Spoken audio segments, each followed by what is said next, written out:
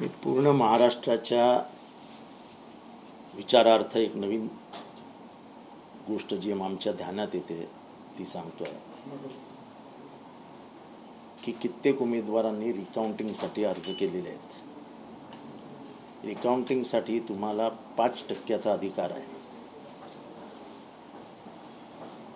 पण ते रिकाउंटिंग करत असताना जे वोटिंग मशीन आहे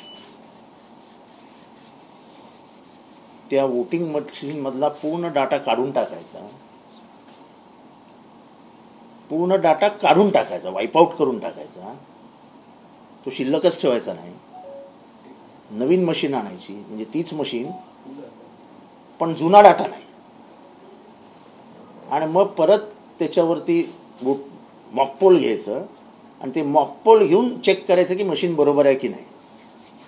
जुना डाटा काढून नवीन डाटा चेक करायचा. हे उद्योग करायचंच कशाला? जे मशीन आम्हाला तपासायचंय तेच तपासू द्या ना. जेव्हा आपण एखाद्या परीक्षा दिल्यानंतर जेव्हा रिचेकिंग किंवा रिव्हॅल्युएशनला जातो तेव्हा आपल्यासमोर जुनाच पेपर आणतात ना. का असं सांगतात की आता हे नवीन प्रश्न घ्या, नवीन उत्तर लिहा, मग आम्ही बघतो कसं आहे तुमचं. काहीतरी लपवण्यासाठी म्हणून तुम्ही हे करताय ना. साधा प्रश्न आहे की मला माझं मशीन कसं चाललंय ते दाखवायचंय. तेच मशीन माझ्यासमोर दाखवा ना. बरे 5 दाखवा, 2 दाखवा, 4 दाखवा, पण जे मशीन ऑपरेटिव्ह होतं तेच ऑपरेटिव्ह मशीन आमच्या समोर आणा. त्या सगळ्या मशीन्स मधला डाटा वाईपआउट करणार, मग कशाला तपासायचे? फेर तपासणी करायचीच कशाला? हे सगळे लप्पाछप्पीचे उद्योग करते कशाला? ट्रान्सपरन्सी का नाही? दुसरी गोष्ट, आपली जे ईव्हीएम आहे त्या ईव्हीएम मधलं सर्किट्स कुठल्या कुठल्या देशात मॅन्युफॅक्चर होतात? एकही मशीन अशी नाही की ज्याचे सगळे पार्ट्स भारतात बनले आहेत.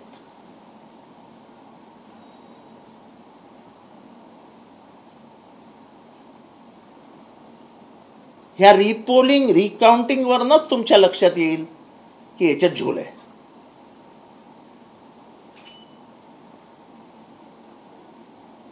तुम्ही डाटा वाईपआउट का करता? तुम्ही चिठ्ठ्या ठेवता, व्हीव्हीपॅट मधल्या चिठ्ठ्या ठेवता आणि मेन मशीन मधला डाटा वाईपआउट करता. याचा अर्थ काय?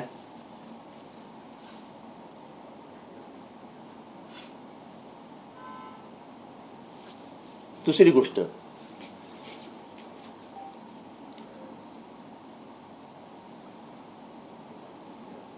9, 11, 3 आणि 5 ह्यावेळेस पर्सेंटेज जाहीर करतात की एवढं पर्सेंट आतापर्यंत इथे वोटिंग झालेलं आहे. नंतर 7 आणि 9.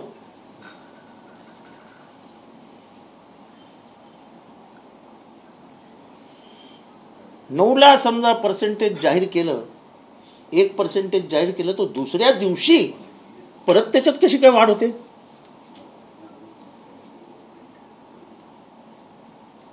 खरं तर माझं मत असं आहे की आमचे जेव्हा पोलिंग एजंट आतमध्ये असतात तेव्हा ती मशीन लॉक करताना त्याचा एक बटन दाबलं जातं, खटकन त्या मशीन मधनं बाहेर पडतात एवढं मतदान झालेलं आहे. याचा आता कॅल्क्युलेटरनी परफेक्ट फिगर दिली की समजा 1600 मतदान झालेलं आहे, म्हणजे ते मशीन म्हणजे कॅल्क्युलेटरच आहे. 6 वाजता मशीन बंद केलं,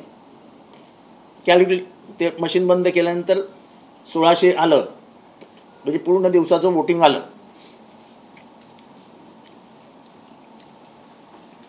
ह्या पूर्ण दिवसाच्या वोटिंग मध्ये बदल कसा काय होऊ शकतो?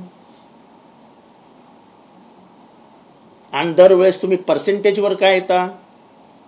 आतापर्यंत या मतदारसंघात एवढं वोटिंग झालेलं आहे, ह्या नंबर 1,35,402. तुम्ही पर्सेंटेजवर का खेळता?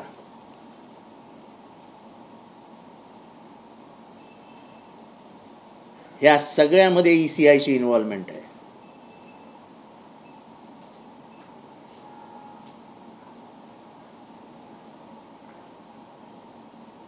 साधा प्रश्न आहे की जर मशीननी सांगितलं की एवढं मतदान झालेलं आहे, तर असं दुसरं कुठलं मशीन येतं की जे म्हणतं नाही एवढं नाही एवढं झालंय? हे कसं शक्य होईल? एखादा टक्का आपण समजू शकतो, बॅलेट पेपर, ते काय ते पोस्टल बॅलेट, हा बॅलेट तो बॅलेट, ते 1% डिस्काउंट देतो आपण. 7-7%?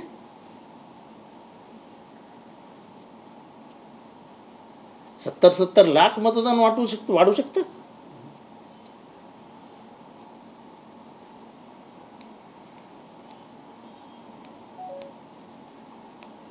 आणि हे पॅटर्नाइज्ड वोटिंग कसं येतं की कोल्हापूरला एक पॅटर्न आहे, नाशिकला एक पॅटर्न आहे, साताऱ्याला एक पॅटर्न आहे.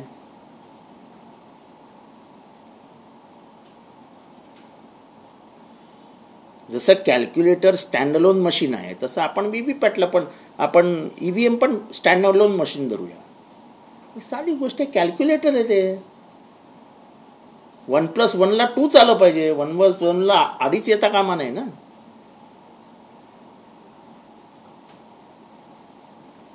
अजून एक गोष्ट जी आम्ही लक्षात आणून देतो आहोत, ज्याच्याकडे कोणाचंच लक्ष गेलं नाही, आमचंही गेलं नाही, ते म्हणजे 2019 ते 2024 लोकसभा ह्याच्यामध्ये वाढलेली मतं 5 लाख. किती? 5 लाख. आणि लोकसभा ते विधानसभा वाढलेली मतं 46 लाख. 46 लाख. म्हणजे किती कामाची हे वाढवली इलेक्शन कमिशननी. एक तर त्यांच्याकडे स्टाफ नाही, अशी कुठलीही नवीन मशिनरी नाही. जी मशिनरी लोकसभेच्या म्हणजे त्या 5 वर्षात होती तीच मशिनरी घेऊन ते पुढे चाललेत. म्हणजे 46 लाख मतं वाढली कुठनं?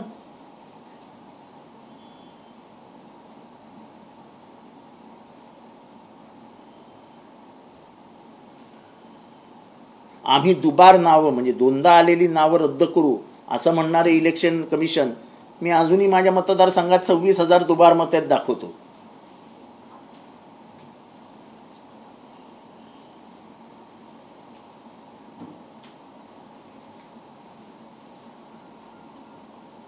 हा माझा प्रश्न एकच आहे की तुम्ही उमेदवारांनी पैसे भरल्यानं तुम्हाला 46,000 रुपये भरावे लागतात पर मशीन रिकाउंटिंगसाठी.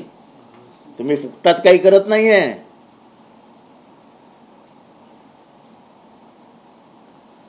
तर ते ओरिजिनल मी ते मशीन वापरलेले जे ओरिजिनल आहे ते ओरिजिनलच दाखवा ना. तुम्ही तो मशीन वाईप आउट करून तो डाटा काय दाखवतो आम्हाला?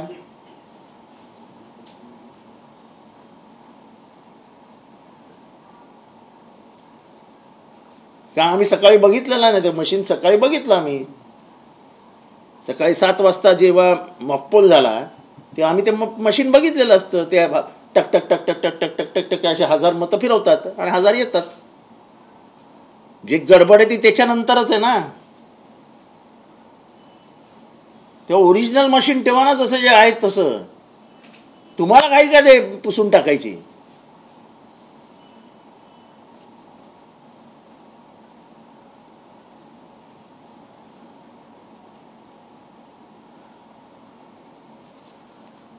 वाढलेली टक्केवारी जी 11ला जाहीर झाली ती टक्केवारी, 5ला जाहीर झालेली टक्केवारी, 5ला जाहीर झालेली टक्केवारी ही सकाळी 7 ते 5ला झालेल्या मतदानाची टक्केवारी आहे. बरोबर आहे ना. म्हणजे समजा 1000 मतं पडली असतील 7 ते 5 मध्ये, 7 ते 5 मध्ये 1000 पडले असतील म्हणजे किती तास झाले? 7 आणि 5 12. 7 आणि 5 12 ना. 12 आणि 5 म्हणजे 10 तासात 1000 मतं पडली मशीनमध्ये. तर साधारण एका तासाला किती पडली? 100 पकडूया. 5 ते 6 मध्ये धरूया 200 पडली. शेवटी घाईघाईनी लोक आली, पळत पळत आली आणि 200 टाकली, 200 पडली.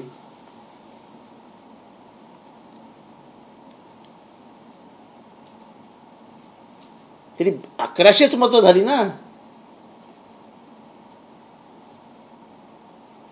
एका राज्यामध्ये 76 लाख मतं वाढतात.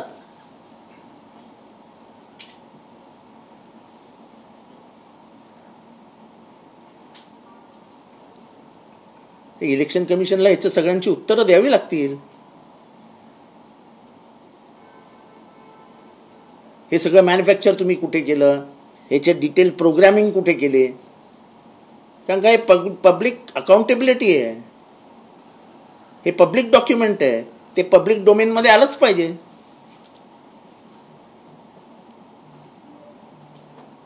आज जर आपण दुर्लक्ष केलं तर हा देश उद्ध्वस्त करून टाकतील.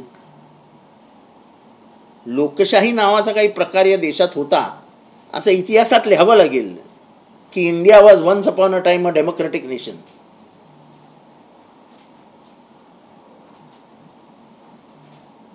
तेव्हा म्हणूनच मी तुम्हाला बोलवलं होतं की हे आता हे नवीन उघडकीला येतंय.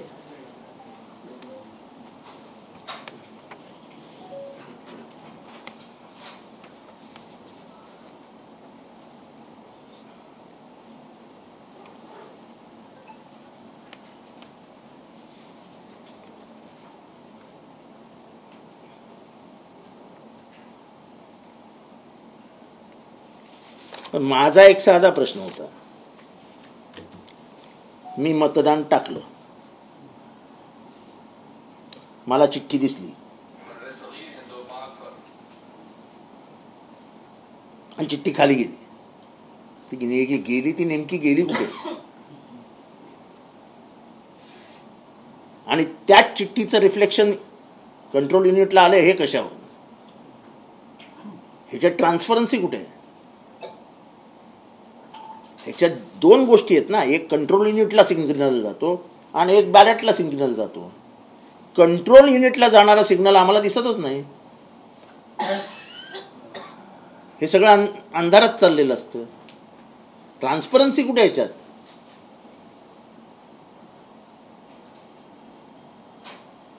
आणि म्हणून मी उदाहरण देतोय, परत एकदा देतो की कराड उत्तर आणि पाटण 90,000 काय 935 का काहीतरी आहेत, 935 दोघांना एकच मत. 2 वेगवेगळ्या मतदारसंघामध्ये पराभूत उमेदवाराला तेवढीच मत. ह्या दैवी योगायोग मानायचं की काय?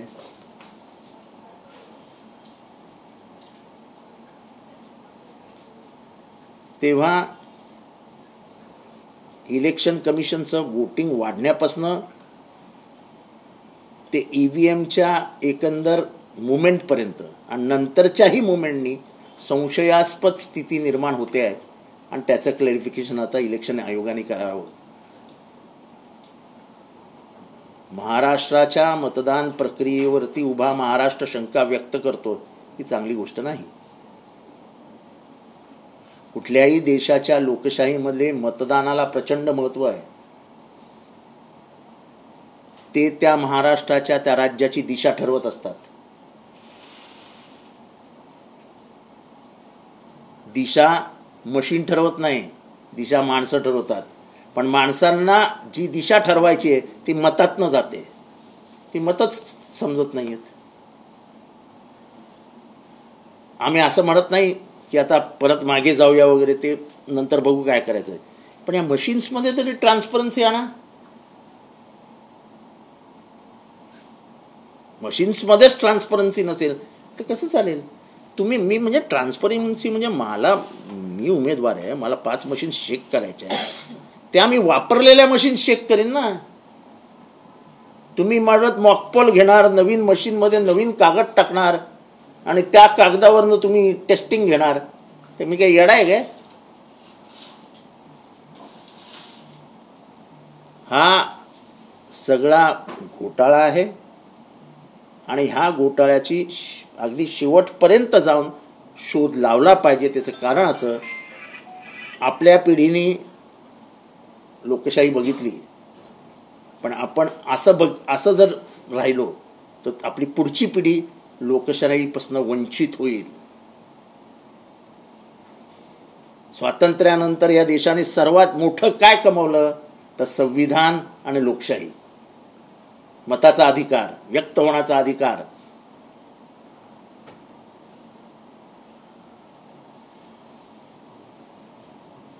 न्यायाचा अधिकार,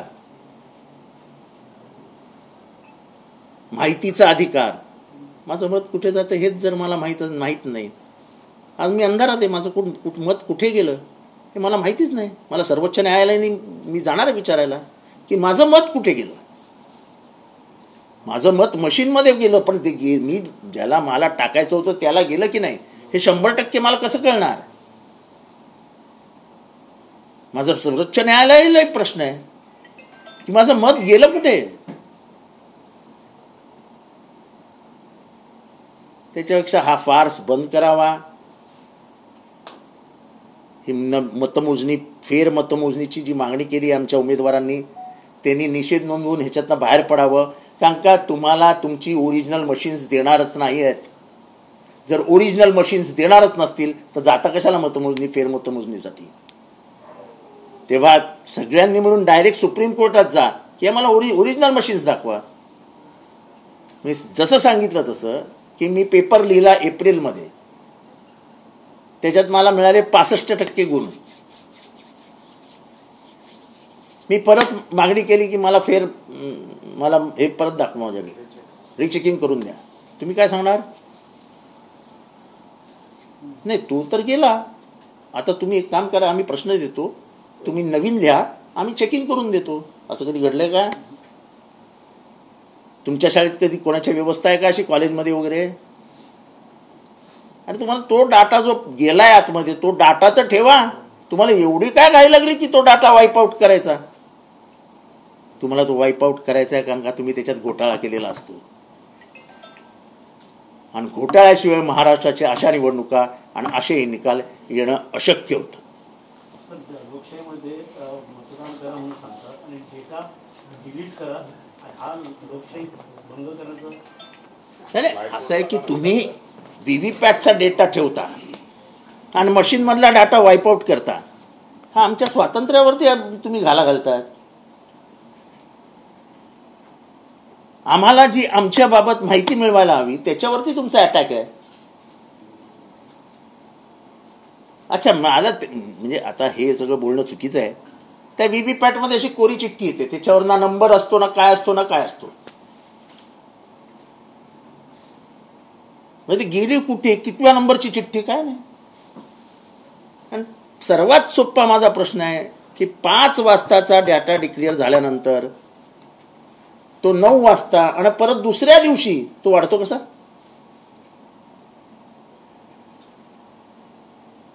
5 वाजेपर्यंत जर डाटा 50% असेल तर 9 वाजता तो 65%. ही 15% मात्र आणली कुठनं. 5 ते 6 मध्ये आपण 7 करूया, खूप गर्दी आहे, आतमध्ये खूप लोक बसलेली आहेत. तर 7 वाजताचा जो डाटा आहे किंवा अगदी 9 वाजेचा जो डाटा आहे त्याच्यानंतरचा 11:30 वगैरे वाजता तुमचा डाटा वाढतो आणि नवीन डाटा बाहेर येतो. मग वेळा ठेवल्यात कशाला. ह्याच्या पुढे कधीही आम्ही डाटा बाहेर काढू असं सांगा ना. हे दुसऱ्या दिवशी काउंटिंग न घेण्यामागचं हे प्रमुख कारण आहे. 10 दिवस जे काउंटिंग लांब ठेवतात ना ते हे मॅनेज करण्यासाठी असतं. आपल्याकडे पूर्वी जेव्हा आपण बूथवरती हे करायचो तेव्हा काय करायचो, दुसऱ्या दिवशी पेट्या यायच्या, त्या मिक्सिंग व्हायच्या, पटापट भले 2 दिवस लागायच्या, पण त्याच्यात ट्रान्सपरन्सी होती. मतपेट्या भरून यायच्या, जायच्या, संपलं. इथे मतपेट्या आणतो, त्या मतपेट्यात आहे काय कोणाला माहीत नाही, कोणाची आहेत कोणाला माहीत नाही. आंधळी कोशिंबीर खेळत असतो आपण, तेव्हा मतदानाचं झालेली आंधळी कोशिंबीर ही आमच्यासमोर उघडी करावी. आम्ही आंधळे नाही, आम्ही डोळस आहोत आणि आमच्या लोकशाहीच्या रक्षणार्थ आम्ही बांधतो आहोत. कारण का पुढच्या पिढीच्या हातात जेव्हा आपण भारत देऊ तेव्हा भारत रशिया आणि पुतीनचा रशिया म्हणून देण्याचं धाडस आम्ही करू शकणार नाही. आम्ही लढत राहणार. कोणाला वाटत असेल की हरले म्हणून करतायत तर मी इथं जिंकलेलो आहे, पण तरीही मी नेहमी प्रश्न विचारायचो की तुम्ही वोटिंग मशीनवर विश्वासच कसा ठेवता. जर जगातल्या सगळ्या देशांमधनं ईव्हीएम हळूहळू बाहेर काढलेत, सर्वात जुनी लोकशाही या देशामधली जगामधली कुठली आहे?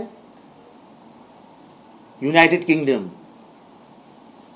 आहे का तिथे ईव्हीएम? नाही. अमेरिकेत आहे का तिथे ईव्हीएम? नाही. का नाही? तर त्यांना ट्रान्सपरन्सी ठेवायची की लोकांना एका पैशाचाही संशय येऊ नये की मी दिलेलं मत मलाच माहित नाही, मी लेबरला दिलंय का लिबरलला दिलंय. तिथे दोन पार्ट आहे ना, एक लिबरल आणि लिबरल, कन्झर्वेटिव्ह. तर मी कोणाला दिलंय? मी याला दिलंय. इथे मी बटन दाबलं, गेलं कुठे? तो शोध घ्यावा लागेल आणि तो आम्ही घेत राहणार. आता अजित पवार म्हणतात की लोकसभेला 31 जागा मिळाल्या होत्या आणि आम्हाला 17, तर कुठेतरी त्यावेळेस दिसलं नाही का?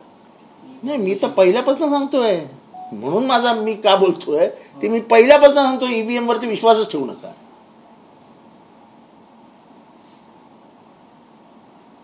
मी पहिल्यापासून सांगतो ईव्हीएम वर विश्वास ठेवू नका. आणि त्यांच्यातला एक शहाणा बोलला ना की जितेंद्र आव्हाडांनी राजीनामा द्यावा आणि बॅलेट पेपरला तयार व्हा. चल आणि बॅलेट पेपर जा इलेक्शन कमिशनकडे, बॅलेट पेपरवर घोषणा करावी, मी राजीनामा देतो आणि परत निवडणूक लढवतो आणि परत लाखाच्या मतांनी निवडून येऊन दाखवतो. अरे काहीतरी अक्कल वापरा. ते असं करत करायचं हे घाट. चला जा म्हणावं तुमच्या गव्हर्नमेंटकडनं. आणि एक विधानसभेमध्ये आम्हाला बॅलेट पेपरवरती निवडणूक घ्यायची आहे, तुम्ही परमिशन द्या. तुमची जाम चालते ना आजकाल, घ्या परमिशन, मी परत निवडणूक लढायला तयार आहे. अरे मी जितेंद्र आव्हाड आहे, 4 वेळा पक्ष बदलत नाही. एका बापाचा तो एकाच बापाचा आहे.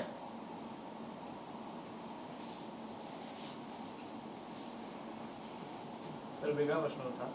सर काही ईव्हीएम मशीन 99% देखील होत्या, तो देखील एक चार्जिंग संपली दिवसभर. एक तर पहिली गोष्ट म्हणजे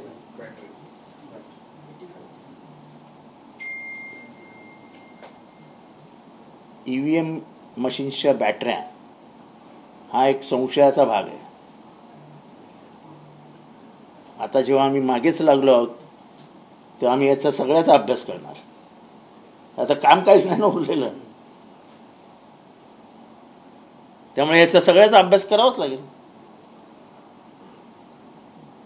आणि सर्वात म्हणजे मी जे आहे की डाटाच डिलीट करून टाकलाय मशीन मधला आणि मॉकपोल घेणार नवीन. तो का असा आहे, तो तुम्हाला पण माहित नसेल, तो नवीन कागद टाकतात मशीनमध्ये आणि मग मशीन बंद करतात आणि सील करतात.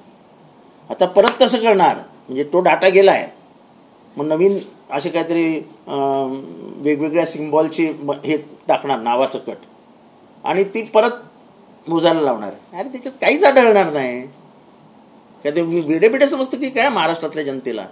हे लोकांना माहीत नव्हतं, हे मलाही माहीत नव्हतं, हे आत्ता मला कळवलंय. म्हणजे इलेक्शन कमिशनच्या सुरुवातीच्या उद्योगापासून ते आत्तापर्यंत त्यांनी महाराष्ट्राने पूर्ण भारताला ते कसे फसवत आलेत. लोकसभेनंतर त्यांच्या लक्षात आलं की ह्याच्यात काहीतरी आपण आता अडकणार आणि म्हणून त्यांनी जे उद्योग केलेत ते मतदानाच्या रजिस्ट्रेशनपासून ते आत्तापर्यंत सगळं संशयास्पद आहे. आणि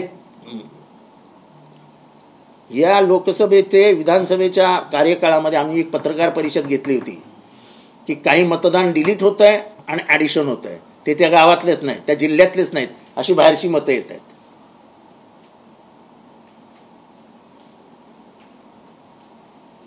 अहो तुम्हाला पत्रकारांना विचारतो, आपली मतदानाची यादी तरी व्यवस्थित असते का?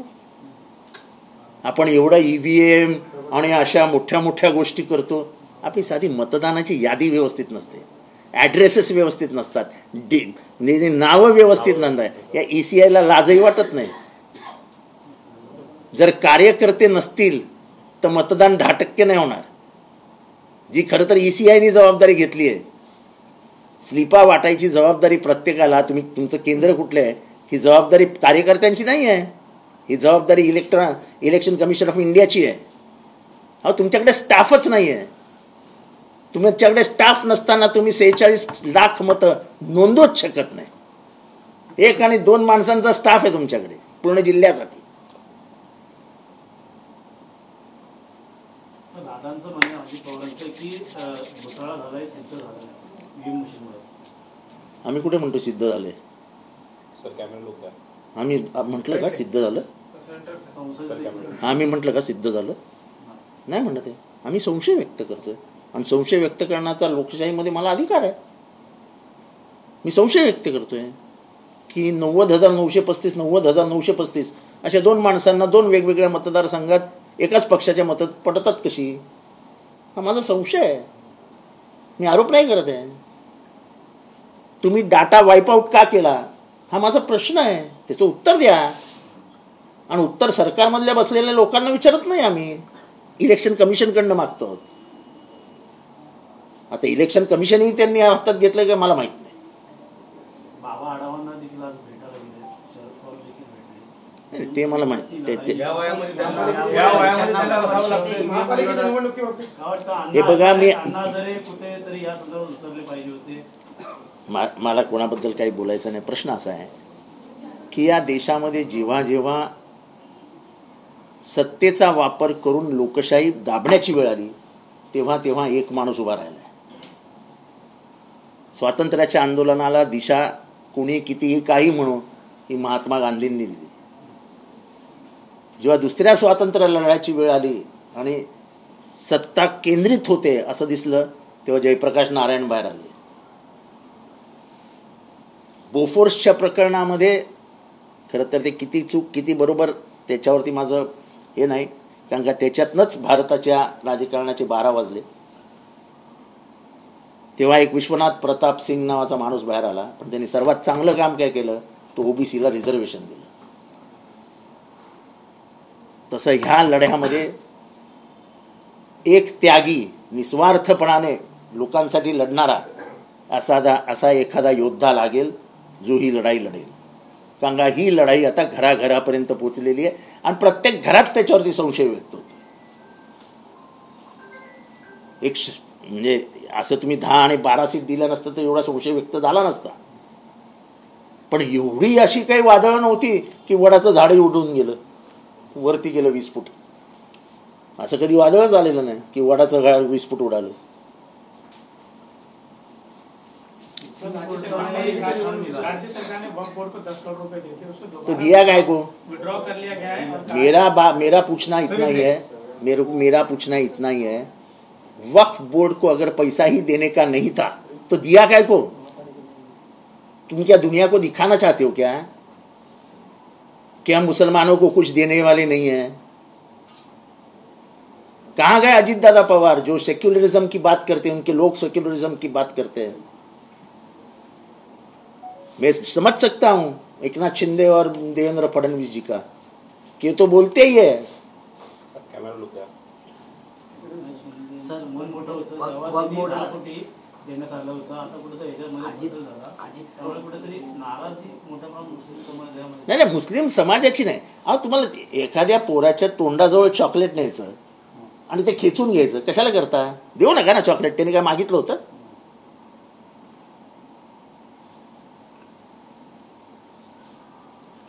तुम्हाला जर 10 कोटी द्यायचेच नव्हते तर दिल्या म्हणजे देता कशाला आणि काढून घेता कशाला? कशाला एखाद्याचा अपमान करायचा जाहीररित्या? हास्यास्पद आहे ना. सरकार आहे तुम्ही, सरकार 12 कोटी जनतेचं आहे. त्याच्यातल्या 2 कोटींना आम्ही काहीच म्हणजे आता त्यांचा आमचा संबंधच नाही असं करणार आहात का? तर तसं सांगून टाका.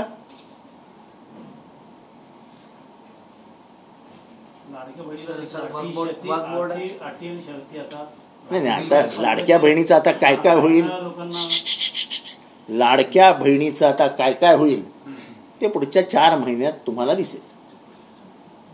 आम्हाला महाराष्ट्राच्या अर्थकरणाला शिस्त लावायची आहे हे बोललं जाईल. महाराष्ट्राचं अर्थकरण रुळावर आणायचं आहे हे बोललं जाईल. आणि महाराष्ट्राच्या लाडक्या बहिणीला प्लॅटफॉर्मवर बसवलं जाईल की अर्थकरणाची गाडी रुळावरनं घसरलेली आहे तेव्हा तुम्ही जरा प्लॅटफॉर्मवर बसा. अगर सर ये योजना इसी तरह का चलती रही तो महाराष्ट्र का जो लोन है 1.72 ट्रिलियन से आगे जाएगा फाइनेंशियल ईयर. मैं उसके लिए कुछ नहीं बोलूंगा. मैं बहनों की तरफ से मांग रखूंगा कि हमको जो कबूल किया है वो आपको देना ही होगा. आप अब भाग नहीं सकते हो. आप कहते हो ना कि ये हमारी जय जो है, हम इतने वोटों से जीते हैं, इसकी पीछे हमारी लाडली बहन है. तो उस लाडली बहन को तुमने जो जो कबूल किया है वो तुमको देना ही पड़ेगा. सर, वक्फ बोर्डासंदर्भात अजितदादांनी मुंबईमध्ये देखील वक्तव्य केलं होतं की वक्फ बोर्डाला जास्तीत निधी देतो, मात्र आता हे 10 करोड सरकारी याच्यामध्ये चुकून गेले किंवा त्या अधिकाऱ्यांना आदेश दिले की पुन्हा ते 10 करोड घ्या. मला एक गोष्ट सांगा, अर्थखाते त्यांच्याकडेच आहे ना? अर्थखातं कोणाकडे? अजित पवारांकडेच आहे ना? अजित पवारांनी द्यावं ना काढून की मी माझ्या अधिकारात 10 कोटी देतो बोर्डाला.